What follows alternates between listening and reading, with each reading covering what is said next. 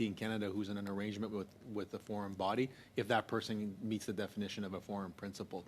And therefore, the commissioner is well placed to make that, will be well placed to make that determination. And in addition to that, I would say that the commissioner will have at their disposal the ability to issue interpretations or bulletins and could communicate information via that way as well, and would completely retain the independence to do that in any given situation. Any further discussion? Shall NDP 11 carry?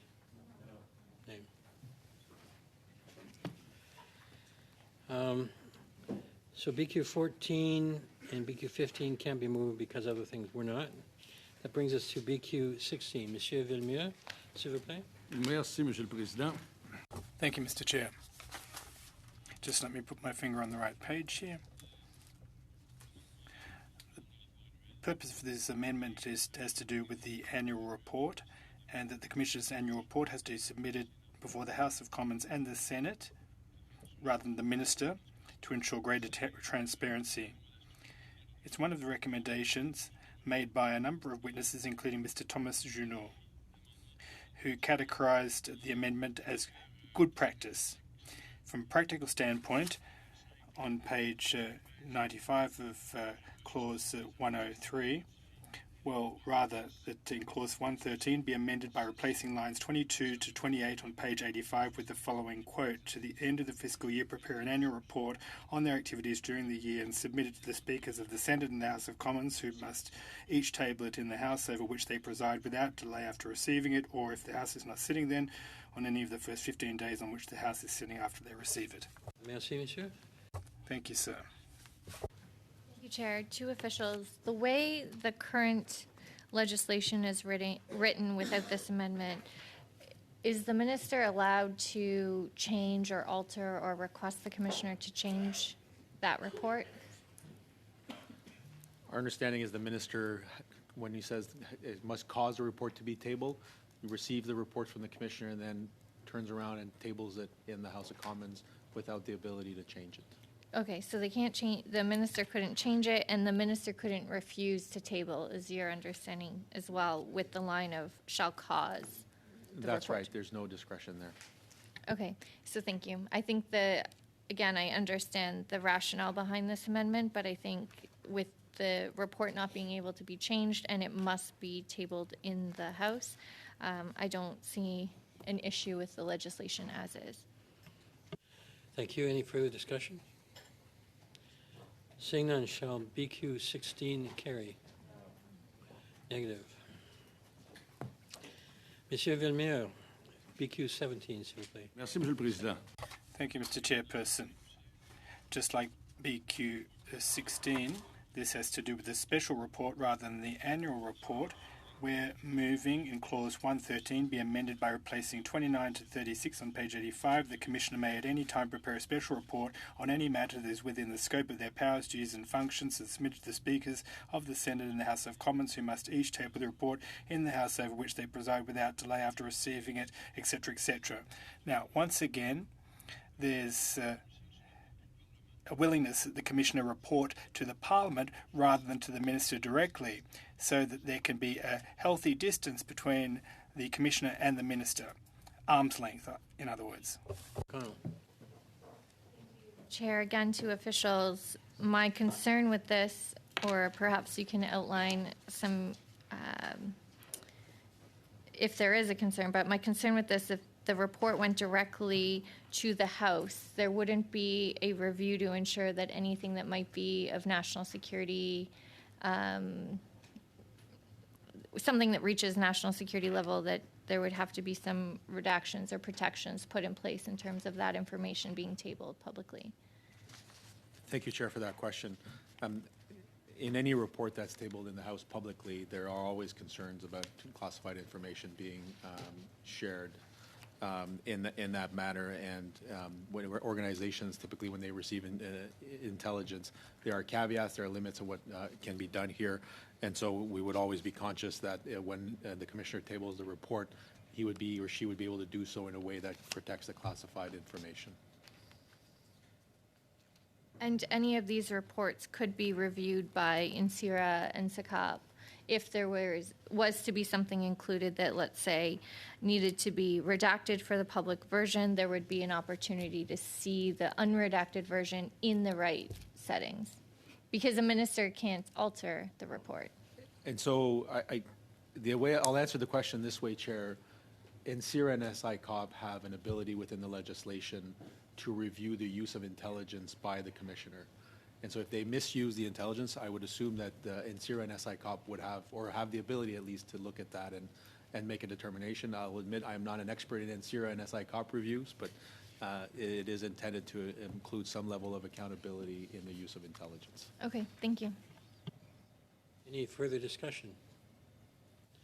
Seeing none, shall BQ 17 carry? Negative. Monsieur Villemure, BQ 18, s'il vous plaît. BQ 18, thank you, Mr. Chair. Well, listen, we're talking about a review of the legislation here, and it was my concern during the hearings when we saw that the CSIS Act had not been reviewed. That was of concern to us, but when we drafted this amendment, it was upon the suggestion of a witness who indicated that a 5-year review, well, were there to be an election next year and a minority government were to be elected, that it collapsed, you could have 2 electoral cycles without any revision of the legislation. So what we're proposing is that in the first year after a general election, there be a review of the legislation mandatorily. So after each and every election, there would be a review to avoid an eventuality where there were more than one election over a 5-year period and there'd be no review of the Act. Mr. Gahir. Thank you, Mr. Chair. We support this amendment. Great, thank you, Chair. So we know that this is going to increase the frequency of the reviews and the potential administrative burden as well. The question that I have for the officials is, we know that Canadian elections have been the target of foreign interference. Is a year post-election enough time to review the previous election to see if there was foreign interference and to take the proper recommendations? Thank you, Chair, for the question. As we read the proposed amendment, it would require a comprehensive review of the Act and the operations of the Act, and so it would allow the Commissioner to review how the Act performed after the election, but not limited just to the election, but also just limited to what is in the purview of the FIDA.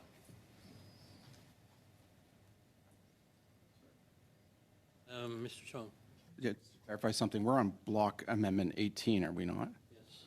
Well, this is an amendment to require the House of Commons and the Senate to undertake a review of the Act.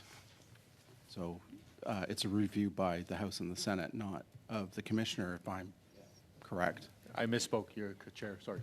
Okay. Okay, Mr. Gahir, are you done?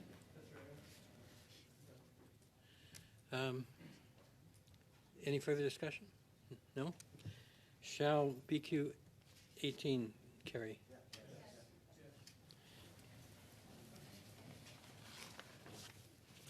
All right.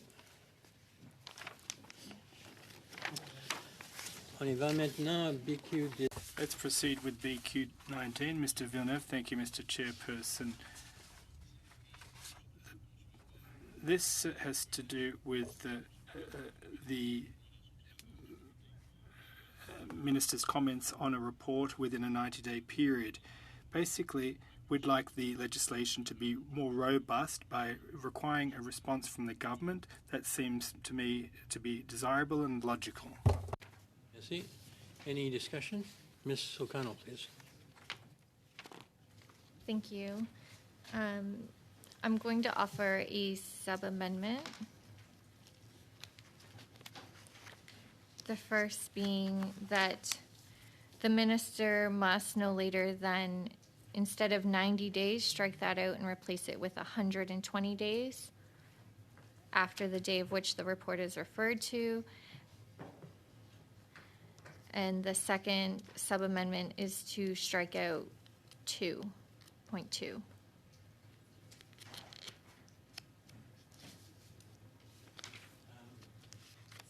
It's been distributed? Everybody has it, okay. I have extra copies if Yeah, and you guys you don't have it. Okay. So discussion on the sub-amendment.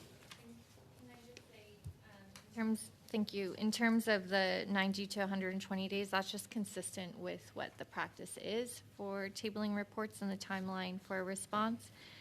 And the second striking out is just, I think it's important that the minister will determine the appropriate response of the report. So I don't think it's needed. Merci. Monsieur Villemure? Merci beaucoup, Monsieur le Président. Thank you, Mr. Chairperson, and I appreciate my colleagues' comments. I agree entirely with the 120 days. That's common practice. However, with regards to the striking clause 2, that's unacceptable to my mind. I'd like the minister to be obligated to respond and not leave it up to the minister's discretion to do so as he or she sees fit at any possible point in time. Merci. Any further discussion? Seeing none, shall Ms. O'Connell's sub-amendment carry? I think that's a yes. Maybe we did a, okay. On division, we're good. So we go back to the BQ 19 as amended. Any further discussion on BQ 19 as amended? Seeing none, shall BQ 19 as amended carry? Yes.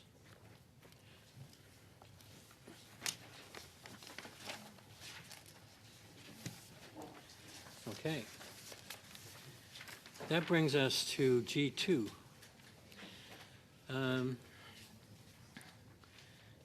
Ms. O'Connell or Mr. Gahir, or do you want to move G2? G2, yeah. So this would amend the Foreign Influence Transparency and Accountability Act. It'll ensure that all pre-existing foreign influence arrangements are covered and that existing relationships won't be grandfathered in due to a lack of transitional provisions. It is quite lengthy, so I won't read it into the record, but it's been provided. Maybe we can get the official's word on this. Thank you, Chair. This proposed amendment is because we noticed during the clause-by-clause preparation that existing agreements may not have been captured by the registration requirements of the Act, and the intent was to ensure that individuals who may have had an agreement on the day that the Act comes into force are required to register it within a 2-month period. That's consistent with what was done in the past, for example, in the Lobbying Act. It also avoids a situation where individuals may seek to register or enter into arrangements or conclude arrangements prior to the coming into force and therefore not be required to register their agreements. Mr. McGregor. Yeah, and I'm just assuming that because we did pass BQ 19 that these are just going to be renumbered as a consequence. Because we've added a new 32, so yeah. Yes. Answer is yes. I like yes. Okay. Any further discussion on G2? Seeing none, shall G2 carry? Yes? Okay. So shall clause 113 carry as amended? Okay. There are no amendments submitted to clauses 114 to 117. Do we have unanimous consent to group them? Yes. Shall clauses 114 to 117 carry? Look at that. We've done all the amendments, and we're 5 minutes before we turn into pumpkins. Okay, so shall the short title carry?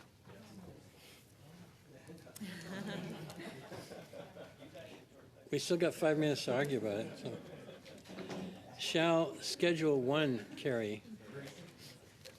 Shall Schedule 2 carry? Shall the title carry? Shall the bill, as amended, carry? Shall the chair report the bill as amended to the House? Shall the committee order a reprint of the bill as amended for the use of the House at report stage? Well, that brings us to a close. Thank you all for your rapt attention and your dedication and getting it done in a hurry. So, Order, Mr. Chair. Thank you for your all your work over the last week and a half. Through actually to all and the other all members, officials. all the members of the committee and officials for all the work. We've got this marvelous piece of software here that's going to keep track of our 5 minutes per party here too, but we won't get to use that this time. So it's an open question what we should be doing on Thursday at 8:15. Whether we have what action we should take. Whether we should sit. Whether we should meet on whatever. So I'll be looking for your input, the committee's input over the next tomorrow actually, and to see if there's any ideas of what we should carry on. Personally, after this long week, I'm okay with not sitting on Thursday. But anyway, please let me know, and we'll carry on. So with that, and with all thanks, go ahead, I was going to move a motion here, Mr. Chair. Mr. Caputo, to move the motion. Yes, I hate to be a stick in the mud. Oh, I believe Ms. O'Connell's trying to get your attention, so I'll. Okay, Mr. Caputo. Okay. Given that, A, the Liberal Parliamentary Secretary said, boo-hoo, get over it, when committee was questioning the Minister of Public Safety, Democratic Institutions and Intergovernmental Affairs, the Honourable Dominic LeBlanc, about elected MPs that have knowingly helped hostile foreign countries and worked against Canada's interests. B, the committee call upon MP Jennifer O'Connell to apologize to all Canadians of diaspora communities who are the targets of foreign interference, to all Canadians concerned about the integrity of our institutions, and report this finding to the House. I don't mean to belabor this. I'll summarize my points in about 30 seconds. It's my position that as the Parliamentary Secretary, the member should be above reproach. This was a significant and is a significant issue, Mr. Chair, when it comes to the public safety mandate, and we had the minister there. It was reported by the media. I understand that sometimes heckling does happen, happens in the House of Commons. Most of us have done things that we've had to apologize for. I think this is similarly appropriate, given that it happened at the committee table when the minister was here. And with that, I'm done, Mr. Chair. Thank you. Thank you. We have had appropriate notice. The motion is in order. I believe Ms. O'Connell wishes to speak. Thank you, Chair. Followed by Mr. Gayer. Thank you, Chair. Appreciate the opportunity to speak on this motion. I find it quite disappointing after a meeting where we dealt with very serious legislation. Mr. Caputo seemed to be silent on that as well, which is interesting, and instead decides when it comes to foreign interference, would instead prefer to focus on political antics. Mr. Chair, it's very clear, and although the blues have not been released for that meeting, it was very clear, because there's video, that the Conservatives are misleading, frankly, this committee with this motion and the language around it, because the intervention with Mr. Jennis was very clear only about heckling. Mr. Caputo, Mr. Jennis was upset that I had heckled Mr. Caputo, and in fact interrupted Mr. Gahir's line of questioning. There was no mention of the NSECOP report. There was no mention in this interaction of the findings and the report, and it was simply about the fact that Mr. Caputo was upset I heckled him. An ironic point, given the fact that in that very same meeting, Mr. Cooper was admonished by the chair for berating a witness. So while I would acknowledge and say heckling is certainly not ideal, it does happen all the time, and I would for sure apologize for heckling during Mr. Caputo's intervention. However, what happened and what took place subsequent of that meeting was the fact that the Conservatives have now spun the interaction away from the actual issue, which was a debate over heckling, and spun it into something it's not. And now including the point about apologizing to diaspora communities and making the issue about the NSECUP report, which, again, anyone can watch the interaction and see the Conservatives did not raise diaspora communities, did not raise foreign interference, they did not raise the NSECUP report. All they talked about was being upset that Mr. Caputo was interrupted by myself. And it's this hypocrisy that I find so egregious, given the lack of respect that is provided to all members, in particular by some of the Conservatives, in fact, the mover of this motion, who has heckled and interrupted not only Liberal members, Bloc and DP at different times. We can have a debate about decorum, but what I won't accept is this mischaracterization of the events when it's very clear on the record that the Conservatives never even mentioned foreign interference in that intervention. To now purport it to be something that it's not, I find egregious. And so I had to wonder, why would the Conservatives try to spin something that is very clearly provable through Hansard and through video, frankly, because all of our meetings are recorded? And then I realized it's because the Conservatives would rather speak about me and make this a political Chair, point exchange. of order. Point of order. Sorry, Ms. Gonzalez. Point of order. Mr. Shipley on a point of order. Sorry to interrupt you. This has been a long week and a half, and staff and the witnesses have worked very hard. I was just wondering if we could have UC to let the witnesses go. Absolutely. We have unanimous consent to release the witnesses? Yes. Thank you all for your interventions. Thank you for your patience. And I'm sure we'll see you all again one day. All right.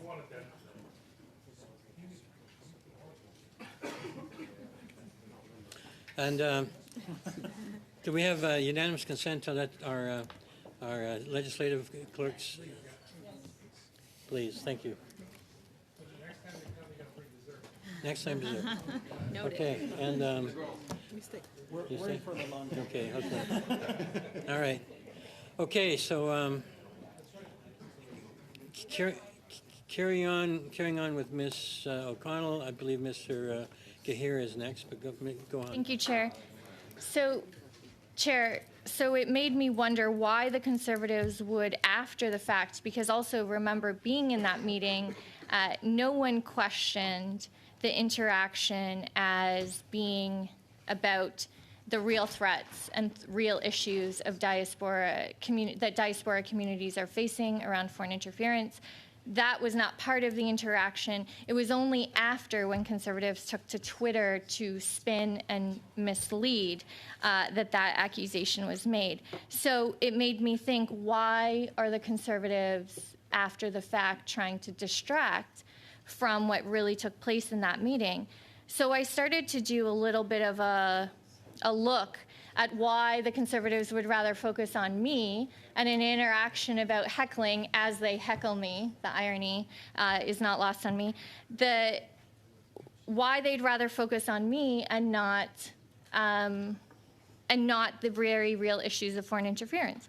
Well, so let's go about some of the things they don't want me to talk about.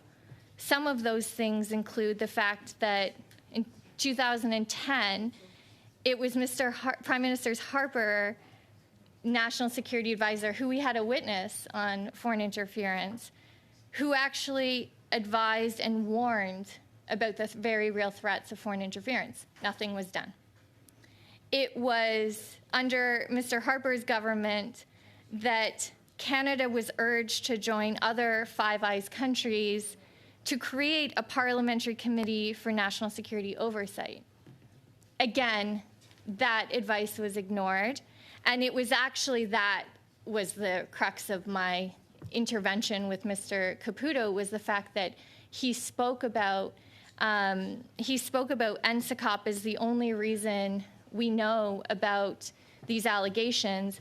And my interaction was, because I could not understand the irony that they were unaware of, was the fact that it was the Conservative government that actually refused to create NSECOP, and then actually at one point in the last number of years got upset, removed members, put members back. So to now be using NSECOP when it suits them after they refuse to establish it, I couldn't contain the irony in that interaction. And then when it was asked to their current leader, when he was, why he did nothing to deal with foreign interference while he was the Democratic Institutions Minister, he essentially said that, well, it wasn't politically in their interest to do so at the time. When we created the motion to establish NSECOP, Conservatives voted against it. We established the site election committee, which is a nonpartisan oversight committee establishing a mechanism to alert the public and to Canadians for foreign attempts to interfere in our elections. So, Mr. Chair, our government has continuously implemented legislation to deal with foreign interference. We've taken it seriously since we formed office in 2015. I've continually highlighted the hypocrisy that Conservatives have made on this issue, and I find it deeply offensive to mislead and misconstrue what actually took place at this committee and the interactions in a way to kind of bury and distract from the fact that the Conservatives' record on foreign interference is pretty abysmal. I find it deeply offensive to suggest that diaspora communities who are have very real implications of foreign interference, that they would be treated in a manner to mislead them of what that actual interaction was. I find deeply concerning, and frankly, I have faith in Canadians to see through the partisan games that are happening here today. So I'll leave it at that, Chair. I find it incredibly disappointing that we even have to engage in this sort of partisan behavior on an issue that is so important. But I will not stand here and allow the mischaracterization of what actually took place to go unchecked. And luckily, we have video and Hansard to clarify the record, and I'll ask for a recorded vote. Thank you. We go now to Mr. Gahir. Great. Thank you, Chair. This motion calls on Ms. O'Connell to apologize to Canadians of diaspora communities that are the targets of foreign interference. I just find that very rich because when we were in that committee and asking questions, I am the member of a diaspora community that is a target of foreign interference of the highest degree. And I was interrupted by Mr. Genuis and his point of order, and that's when this exchange happened. And I do agree that Ms. O'Connell's words are being mischaracterized, and we really do invite all Canadians to watch the testimony and read Hansard, and I don't know if it actually even captures all the crosstalk that happens within committee. So I'll leave it there. We go to Mr. Lloyd. Thank you, Mr. Chair. And I have to say I wasn't there for the meeting in question, but I find it very hypocritical that members of this Liberal Party are citing the testimony of former CSIS Director Richard Fadden at our committee last week, when it was members of this Liberal Party, including the current Minister of Health, Mark Holland, who issued a report calling for the resignation of Director Fadden because of his comments that he has now been vindicated for. Comments where he spoke about the threat of foreign interference in Canada, threat to members of our political class, and even saying that members of our political class had been subverted by foreign powers. He was saying this back in 2010. I want to just list off some of the recommendations that the Liberal Party made in their report. Recommendation 1, that the Minister of Public Safety and the Prime Minister be held responsible for Director of CSIS's unacceptable statements during the interview. That the Government of Canada renounce categorically Mr. Fadden's statements and apologize to the Chinese Canadian community and other cultural communities implicated and offended by Mr. Fadden's allegations concerning growing foreign interference in domestic politics. Recommendation 3, that the Minister of Public Safety require Richard Fadden to resign for his statement. And recommendation 4, that the Parliament censure the Minister of Public Safety and the Prime Minister for allowing the Director of CSIS to exceed his statutory mandate by making dramatic and irresponsible statements to the media, sowing doubt in many members of the public regarding the probity and loyalty of municipally elected officials and provincial ministers.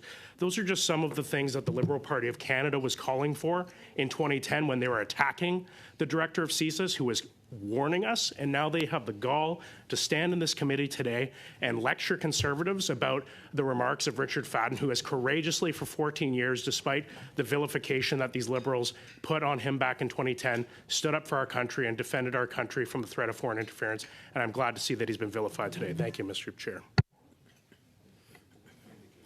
Vindicated? Okay. There being no more speakers, Mr. Caputo.